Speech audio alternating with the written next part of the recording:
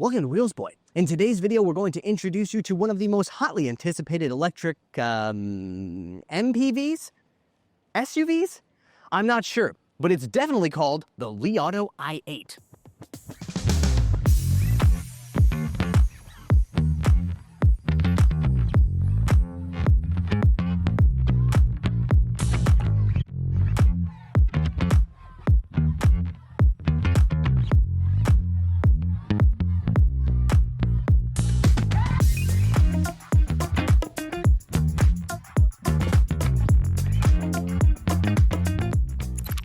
Welcome to Wheelsboy, where we cover the newest, coolest, and wildest vehicles from the Chinese car market. Be sure to like, subscribe, and hit the bell.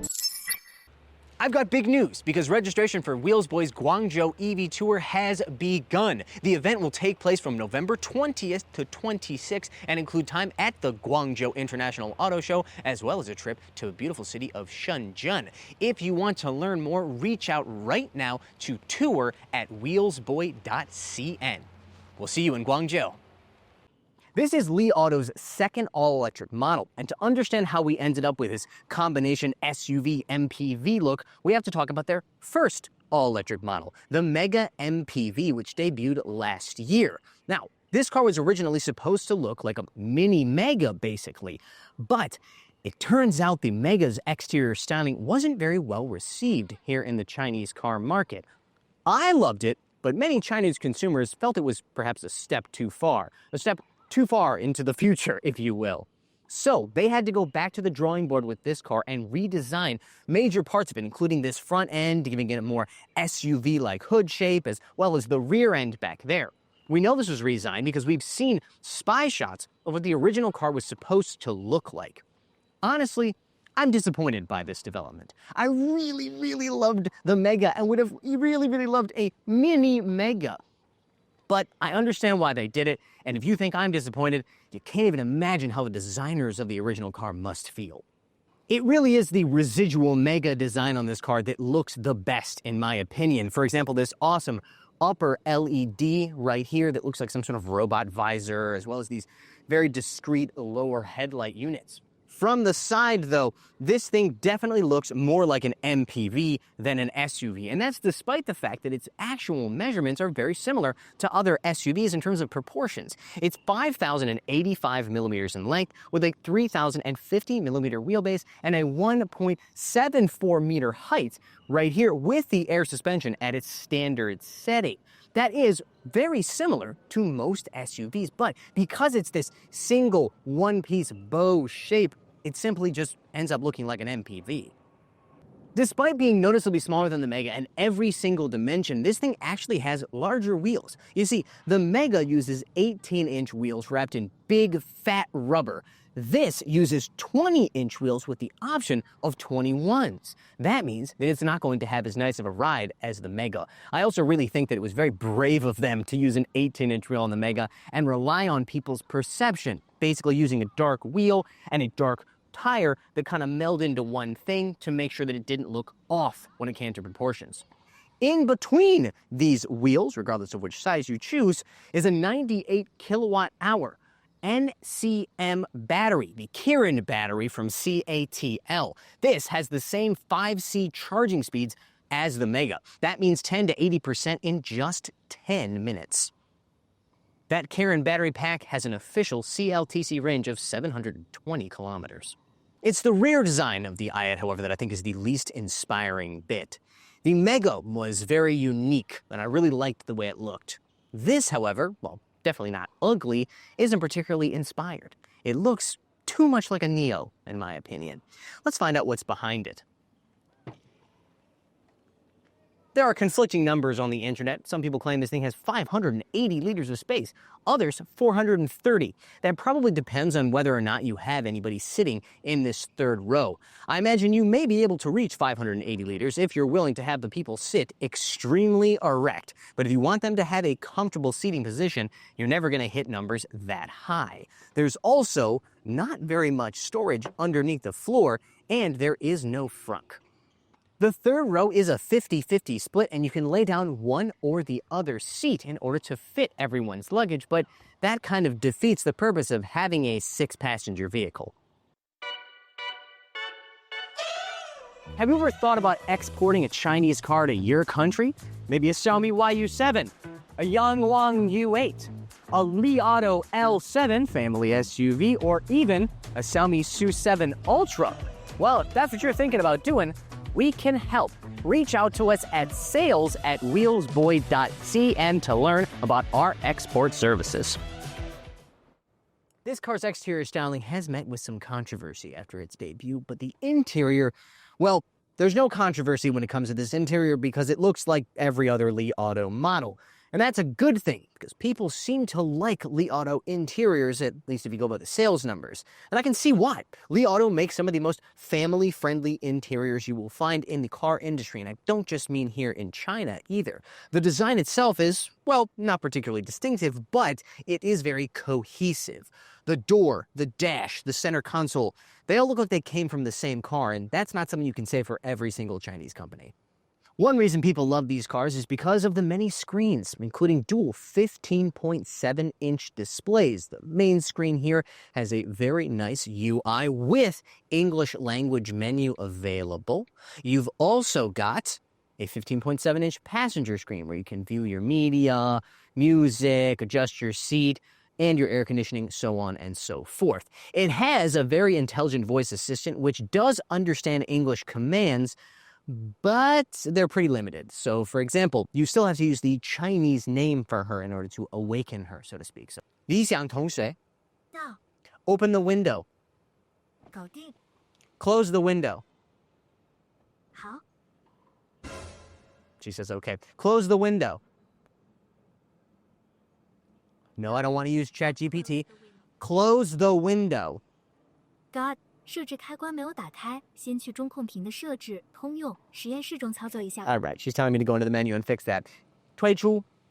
我先退下啦。That means exit. The Chinese version is much more intelligent. For example, in Chinese, I don't actually need to do the wake up thing for her. I don't need to call her by her name in order for her to answer. I can just say, 关掉座椅通风。搞定。So she's turned off my air-conditioned seats. You can't control the air-conditioned seats, by the way, with the English assistant. You can only turn on and off the air conditioning. You can't even change the air conditioning temperature. But I really want the air-conditioned seat on, so 打开座椅通风. 行. Now it's back on. So they're obviously still working on the English language menu, or the voice assistant, but it's nice that it does have an English menu. Those aren't the only screens up here, though. There's also the classic Li Auto steering wheel screen, which displays things like your gear selection, your speed, as well as your state of charge. Ahead of that is the Li Auto heads-up display, which, as I've said in many videos before, I think is one of the best designs, best looking, best laid out in the industry right now. And finally, up here, because that rear window is essentially useless, they have a digital rear view mirror. But if you really have to see what's going on with that rear window, you can hit this button. And yes, remember, it's not particularly useful. Interior material qualities on the i8 are obviously not up to par with the Mega, which is, after all, a considerably more expensive vehicle. But pretty much every surface in here is covered in soft touch materials. The upper door, the middle door, the lower door, all of your armrests and everything. And those materials that are not soft touch are these high quality feeling plastics, like the physical door handle, which, by the way, awesome. Really love having a physical door handle instead of a electrically opening door. Same goes for the electric switches down here, which are kind of classic plastic, but physical buttons. Here in China, at this price point, indeed starting way below this price point, there are certain features that have become so common as to be considered basically standard features on cars in this segment. I'm talking about things like heated, cooled, and massaging seats, not just in the first row, but here in the second row as well. Also, zero gravity seats, which this has over here on the right side. Also, you've got to have, a rear refrigerator, which opens at the push of a button and not only can refrigerate, can also keep things hot as well. And finally, you've got to have a big rear screen. 理想同学,打开后舱屏幕。This rear screen pack is the only added cost option that's available on the i8. Comes in at about 10,000 RMB or around 1,500 US dollars, maybe a little bit less than that. It includes not just the 21.4-inch display, but also 2 extra speakers on either side of it for a total of 22. It also upgrades the chipset for this car, going from an 8295 Snapdragon to an 8295P or performance version of the Snapdragon in order to be able to handle all the computing power needed for those big front screens, those other small screens, and this big rear screen. This touchscreen is the only added cost option on this car because there was only one trim level available, at least right now. That's because when this car debuted, which as of this filming is only a few weeks ago, they originally had 3 trim levels, one of which was a few $1,000s cheaper than this one, and one of which was a few $1,000s more expensive. But frankly, I think they didn't get as many pre-orders as they hoped. So they decided, hey, let's throw an audible. Let's reorganize it and take all the stuff from the top spec, push it into the middle spec, and get rid of the bottom spec. That means that this car comes in at almost exactly 47,500 USD at current exchange rates. Obviously, if you don't option the screen. If you do, it's like 49,000. The reason that this happened is because they had the bad luck of debuting not but about a week after the Envo L90, which we recently reviewed, and I recommend you check out that review. That thing sucked all the air out of the room when it came to cars in this segment, i.e. large SUVs with pure electric powertrains. It is more traditionally shaped and considerably cheaper than this car. Let's not worry about outsold. Instead, let's get into the third row and talk about comfort back here. For starters, you've got adjustable rake, as you can see. That's going to further cut into rear space, but that's okay. Comfort is important. You've also got seat heating, and each side has their own Type-C charging port. In terms of the space overall, leg room, not so bad. You got plenty of space to put your feet either underneath the seat in front or between the 2 seats here. I am 1.75 meters tall, or 5 foot 9 inches, and I've got not a massive amount of headroom, if I'm being honest, especially if the seat is adjusted farther back. If it's not, I've got about 3 fingers worth over my head. If you were, say, not much taller than 1.8 meters or maybe 5 foot 10, 5 foot 11, you would have a hard time sitting back here. But if you're my height, you're not going to have a problem. In fact, I could see myself sitting back here, assuming I could adjust this rake to here for a pretty long time. So, not bad.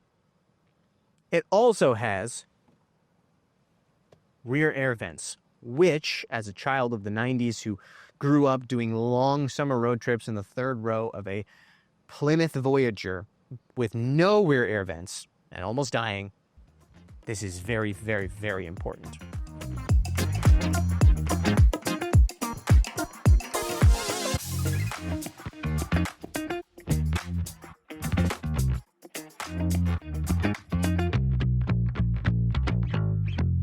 The Magic Carpet Ride air suspension on this car has adjustable height and stiffness and 3 different driving modes: comfort, normal, and sport.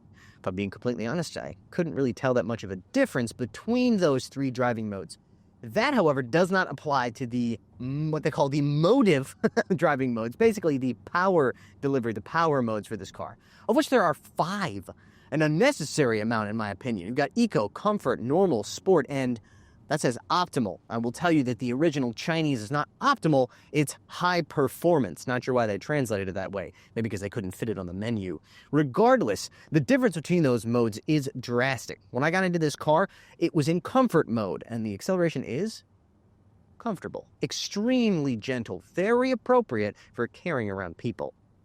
At the same time, I couldn't help but feel like this is a 400 kilowatt, 660 newton meter dual motor car.